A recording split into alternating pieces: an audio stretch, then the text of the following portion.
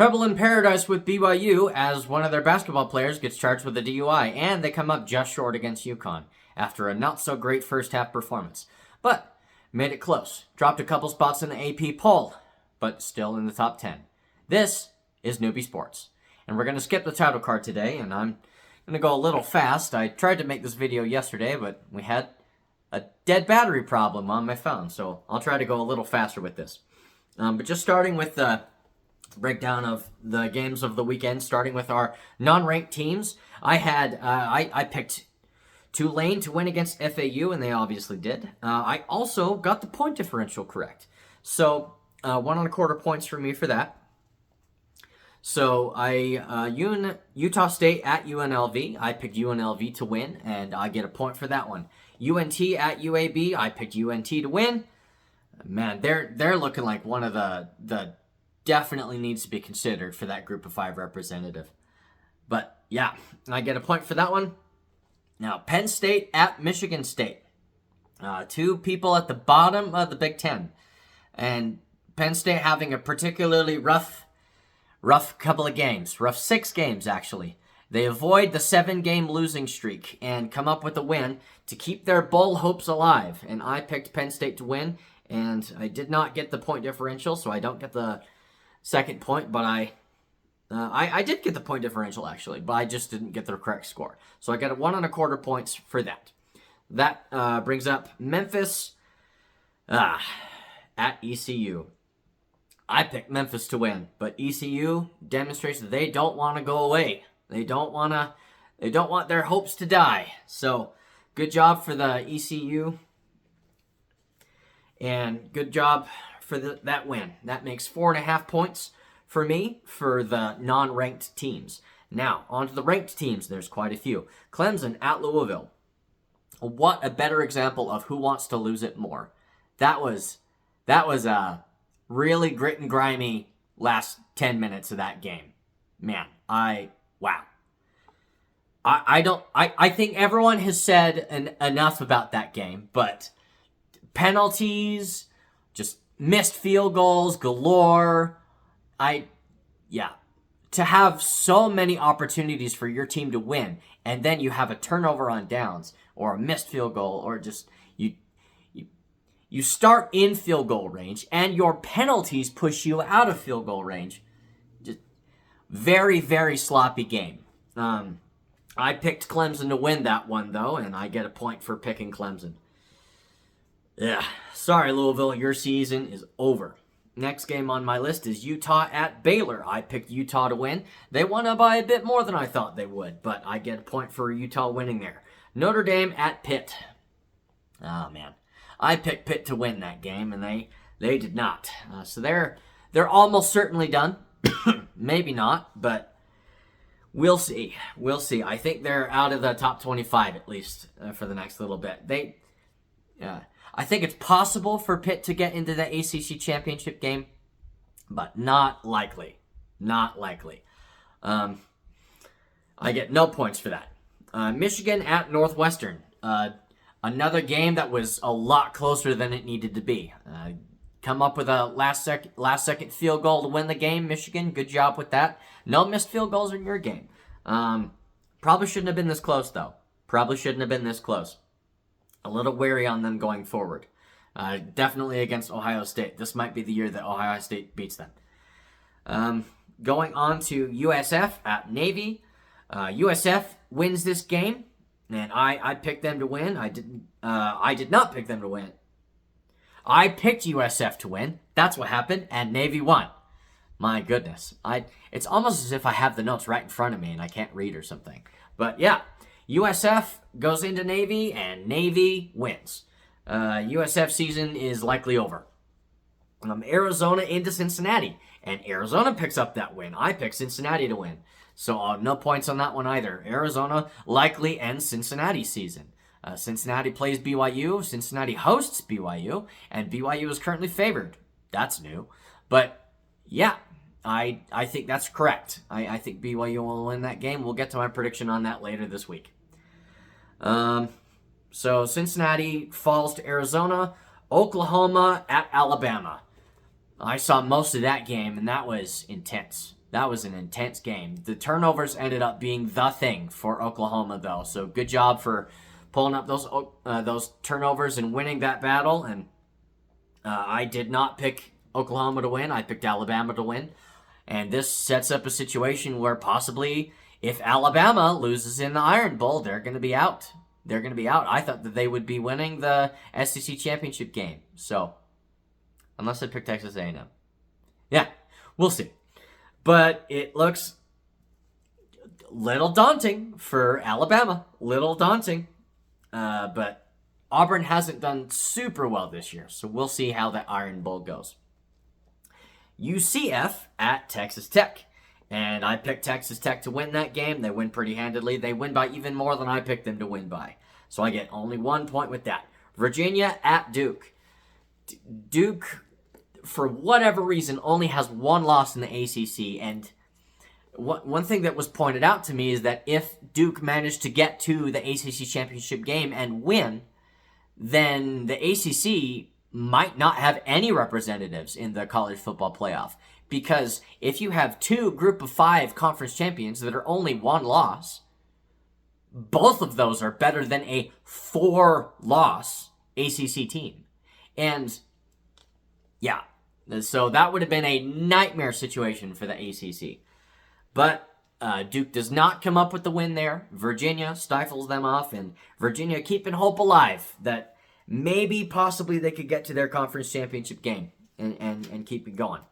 But Duke, I'm pretty sure is done. And Texas at Georgia. I picked Georgia to win, and they won pretty solidly. Little scummy with that trick onside kick. Little scummy. Don't like that.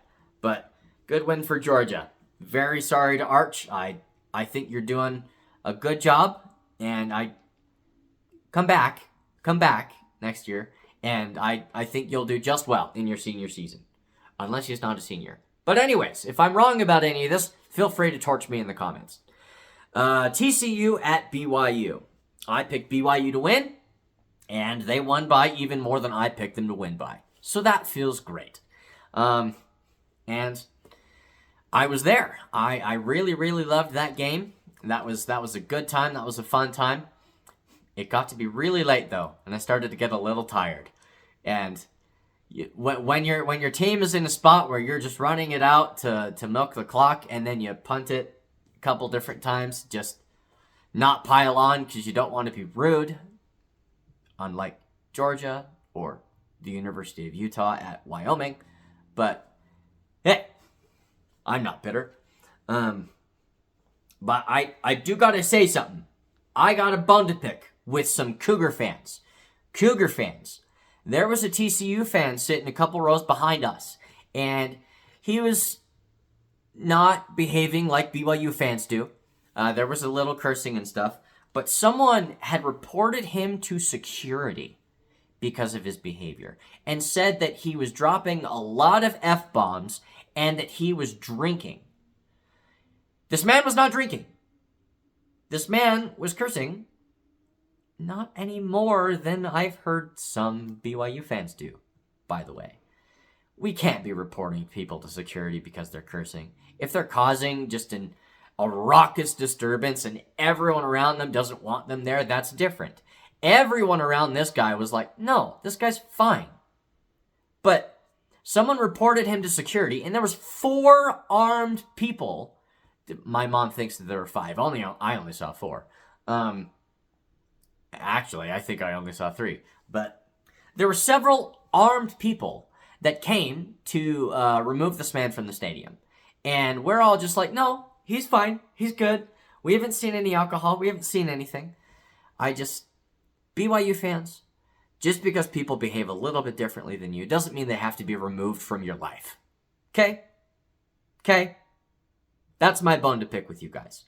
Just because someone behaves a little differently than you do doesn't mean they have to be removed from your life. And just because they behave differently than you do, it doesn't mean they're drunk.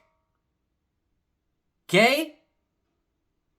You don't help the stereotypes against Molly Mormons if you don't understand how people act when they're drunk and when they're just not Mormon. Okay? Moving on from that. It was a good game otherwise. Here's my AP reaction. I think that there's a few things that missed.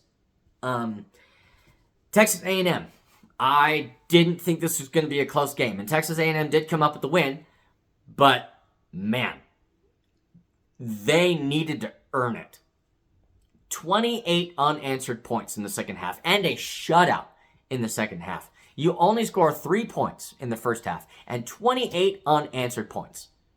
Kudos to you for coming back. You should not have been in that position at all. But biggest comeback in school history. And I think they said that this was the biggest comeback in SEC play ever also. So, once again, if I'm wrong, torch me in the comments. But excellent win for Texas A&M. Now that that's happened, I think their third spot is appropriate. They're undefeated, so you can't really put them lower. And also Alabama lost, so you can't really put anybody above them. Georgia was already behind. So there's that. The 3 spot is good. Even though Penn State had a come-from-behind win themselves, being down 27 points is almost inexcusable. If you can come back, like they did, great. But, yeah. And what was the deal with that Texas police officer guy? So there was a Texas... I don't know exactly what he was called, but some security service. And there were some South Carolina players that went back to a tunnel, but then they started coming back.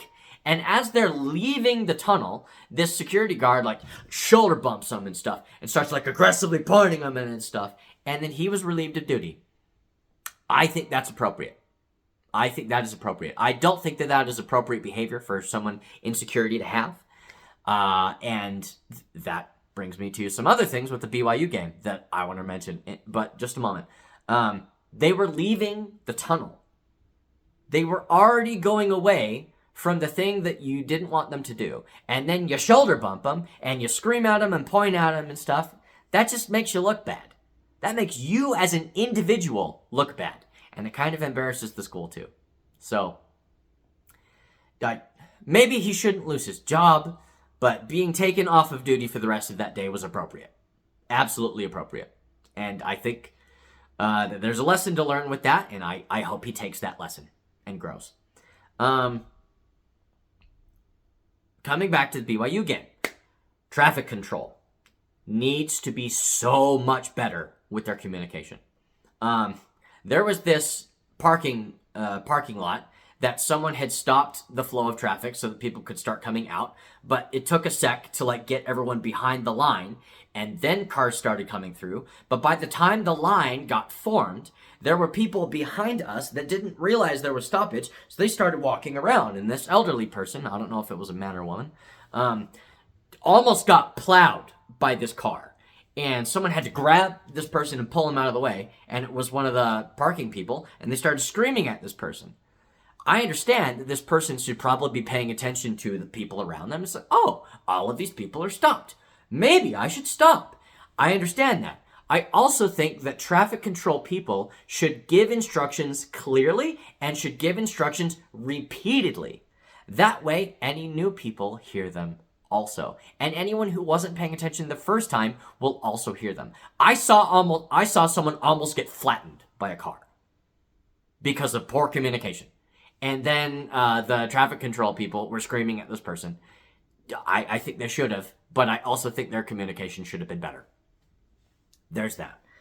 So coming back to my notes here, what did I miss? Ole Miss making it interesting there for a little bit.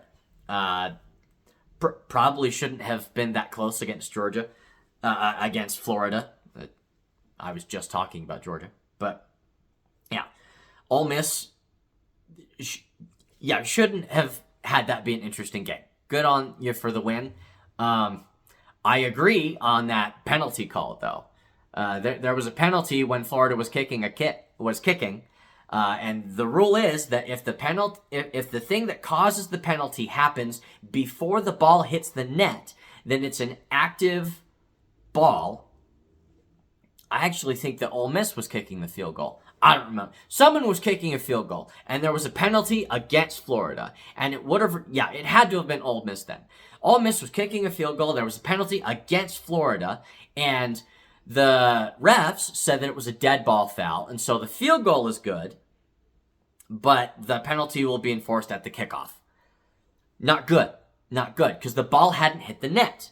And if the play is not dead until the ball hits the net, not crosses the uprights, not leaves the kicker. It has to hit the net in order for the play to be dead. And the penalty happened when the ball was in the air. That should have been a live ball penalty, and it should have been 1st and 2 on the 2. Half the distance to the goal, a new set of downs. Maybe they would have held him to a field goal anyways, but that's what should have happened. And ref ball gets annoying sometimes. And then Georgia Tech. How are you making this kind of a game interesting? Your opponent is 1-9. You can't lose these kinds of games and want to go to the ACC championship game and possibly represent the ACC in the playoffs. You have to win these kinds of games solidly. I can talk. I can English. But, yeah. Just coming back to the AP poll, though, another tie. Ties are lame. No more ties. Ties are lame. UNT and Tulane are in. I think that is perfectly appropriate. Texas probably should have fallen more than they did because their season's over. They have not. Their losses have been bad losses, and there's no quality losses for Texas. So even if their whole they got a quality loss, they should be considered a loss. They didn't lose closely. They lost not great. The only loss that was tight was the loss against Ohio State, and I think that was an abysmal game. But yeah, Texas's season is done. I think they should have fallen just a little bit more. I am now convinced that Notre Dame should be where they are. They went into Pitt, top 25 ranked team, and they showed them who's boss. They should. I am now convinced that they are where they should be. I'm not necessarily convinced that they're going to win any playoff games, but they are probably going to the playoffs with the schedule they have remaining. Unless disaster strikes for them, like it did for many teams last year. So, we'll see. But I think Notre Dame is in. And now, 1, 2, and 3 are placed appropriately. 1, 2, and 3 are placed correctly. Texas A&M, 1, should not jump Indiana after the barely surviving game that they had. Exhilarating game. Incredible comeback. You survived. You didn't win. You survived. But, yeah. And then on BYU's spot in the AP poll, you can't really bring them up any higher. What are you gonna drop Alabama 10 spots? No. No. So there's that. But tonight is the college football playoff rankings, and here are my predictions. Not what I think they should be, but what I think is going to happen. Number 1, Ohio State. Number 2, Indiana. 3, Texas A&M. I think that's going to stay the same. Because that's fairly obvious, I'm going to leave that as it is. I'm going to go backwards to frontwards now. 25 through 22. I think there's going to be 5 people brand new to the polls this week. And I think they're going to be 25, SMU, 24, Navy, 23, Missouri, 22, Tulane, and 21, JMU. I think each of these teams have demonstrated that they're still in it, they're still in the running, and deserve to be viewed as such. Tennessee is going to go up a couple, is going to be at number 20, coming to the 3rd ranked spot. I moved Louisville up to 19. That is a mistake. My notes are wrong. So let's take all of those numbers that I just did, let's remove Louisville from the top 25 altogether, and let's have I don't know who we're gonna put at top 25 just spontaneously, and I'm not gonna close down the video to make an edit. So we're gonna have my top 24 rankings. 24 SMU, 23 Navy, 22 Missouri, 21 Tulane, 20 JMU, 19 Tennessee, 18 Michigan. I don't think they move. I think staying alive is staying alive, and I don't think that does it for you. Yeah. Virginia, I do think goes up to 2 spots to come to 17. Georgia Tech, I think you're at 16 still. I think you stay there. So USC, I think, goes up 2 spots to 15. Miami is going to go up 1 spot. Vanderbilt, 1 spot. Utah, 1 spot. BYU coming in at 11. And then number 10. Here's where we start to have the larger changes. Alabama, I think they fall 6 spots to 10. And then Oklahoma coming in at 9, going up 2 spots. And then Notre Dame moving up 1. Once again, I'm okay with them being there. Oregon going up 1 spot. Ole Miss going up a spot to number 6. Texas Tech coming up a spot to 5. And then that makes Georgia coming in at 4. I don't think Georgia passes either of those 3. The only possible adjustment I can see with this is Texas A&M comes down to 4 and Georgia goes up to 3. I think that's a little rude. Texas A&M still won. So I don't think that Georgia's going to jump Texas A&M. But here we are. So once again, ranked 24, SMU. 23, Navy. 22, Missouri. 21, Tulane. 20, JMU. 19, Tennessee. 18, Michigan. 17, Virginia. 16, Georgia Tech. 15, USC. 14, Miami. 13, Vanderbilt. 12, Utah. 11, BYU. 10, Alabama. Oklahoma at 9. Number 8 is Notre Dame. Number 7, Oregon. Number 6, Ole Miss. Number 5, Texas Tech. Number 4, Georgia. And then Texas A&M, Indiana, and Ohio State as they have been. So those are the post-mortem of my predictions. I ended up with, how many points did I end up with? So I ended up having 11.5 points. 11.5 points. Make your predictions in the comments about any games that are coming up this week. Any games that you think that I should be giving my thoughts on. I think the conference championship games are going to be fairly interesting. I think the Big Ten is the only one that's kind of not really in question. I'd say falling behind that is the Big 12. I think Texas Tech and BYU are all but certain to be the representatives in the Big 12 Conference Championship game. The SEC is a wild conference. Alabama lost to Oklahoma. I thought Oklahoma's season would be over. Maybe Missouri's going to end Oklahoma's season. And maybe Auburn is going to end Alabama's season. I think if either of them lose before the conference championship game, their season is over. I don't think Oklahoma can get to the conference championship game. But, yeah. And then the ACC is just crazy. Absolutely wild and crazy. I have no idea.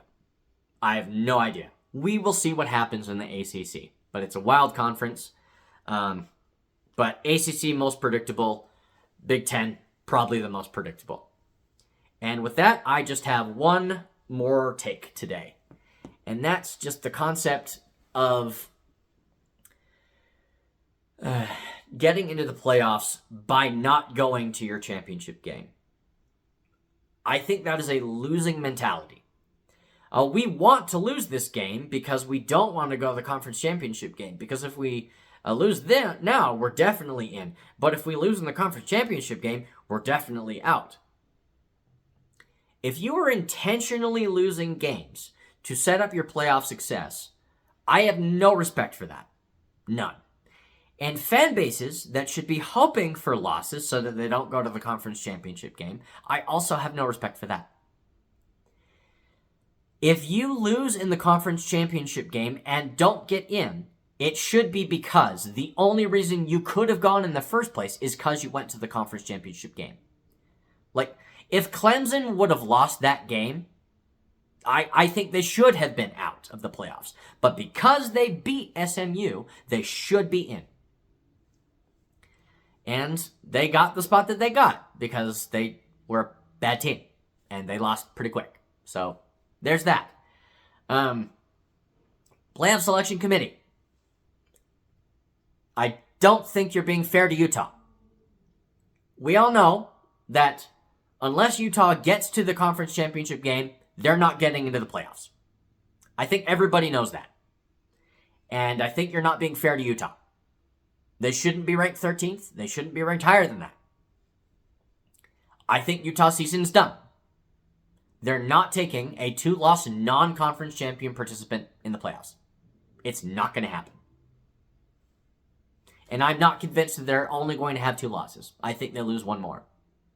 Kansas State and Kansas are not bad teams. They've been playing not great.